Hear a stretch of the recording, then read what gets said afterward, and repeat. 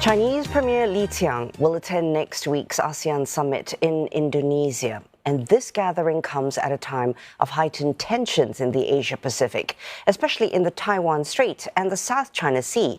Chandni Vatvani spoke to Indonesia's Deputy Foreign Minister Pahala Mansury and asked him what to expect from the meetings. One of the most important document that we will come as the outcome of this summit is the Concord IV, which is actually the continuation of Concord I, II, and III. It's about the centrality of ASEAN, the importance of ASEAN, and also some of the future challenges, and also how are we going to be able to address this, and also the ASEAN outlook on Indo-Pacific, on how are we going to be able to address the 4 areas, including infrastructure, payments, as well as collaboration in other areas in the region. This is the first high-level ASEAN Indo-Pacific Forum. It is a flagship event.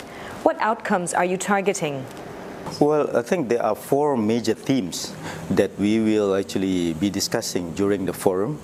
The 4 are about green infrastructure, and I think going beyond that about how decarbonization will be able to be implemented in terms of the building of the infrastructure. So something related with the green ports, a much stronger infrastructure in electricity, for example, but green and renewable power plants is certainly something that we will be discussing.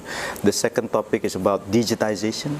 I think we are seeing that digitization is playing a very important role in integrating the regions. Payments, for example, will require a lot of integration of the digitization ecosystem among the regions. The third is about if we are going to be able to develop the infrastructure, it is also very important to think about the sustainability of the financing. And the fourth is about tourism and creative industry. We are going to have inclusive collaboration, which is we are not leaving out any countries, we are not leaving out any regions. And I think lastly, the collaboration amongst the private, public, as well as the state-owned enterprises. Maritime stability is of utmost importance in the Indo-Pacific. What are ASEAN's plans to maintain security and foster peace and stability?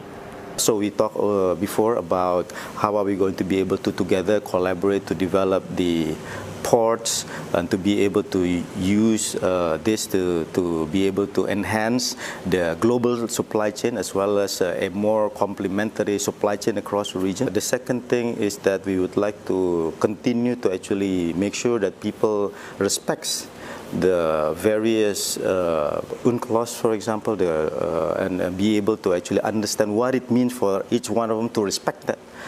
So I think that those are the 2 that we would like to be able to achieve during the summit.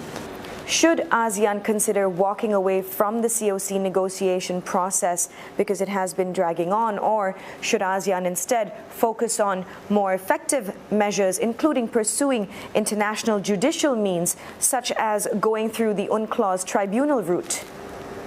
We are trying to continue to engage in this discussion about COC and be able to actually ensure that we would like to be able to get to closer to a conclusion about this. So rather than walking away, we think that it will actually be beneficial for all of the parties to be able to continue to have this dialogue. Indonesia has been engaging in quiet diplomacy with Myanmar and made progress. What expectations does Indonesia have of ASEAN's next chair, Laos, where engaging with Myanmar is concerned? I think what we are going to actually continue to see is that there is actually strong progress in terms of allowing humanitarian support to be done in Myanmar, which is actually a big progress.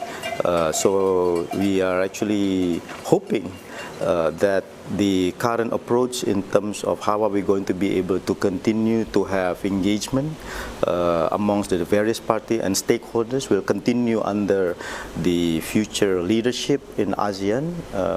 And Indonesia would like to continue to be able to be involved in the process to allow the future leadership, chairmanship to be able to continue on this dialogue and discussion, because we've seen that our presence and our leadership is actually appreciated by the people of Myanmar, and we hope that through this continual dialogue we will be able to come to a fruitful conclusion going forward.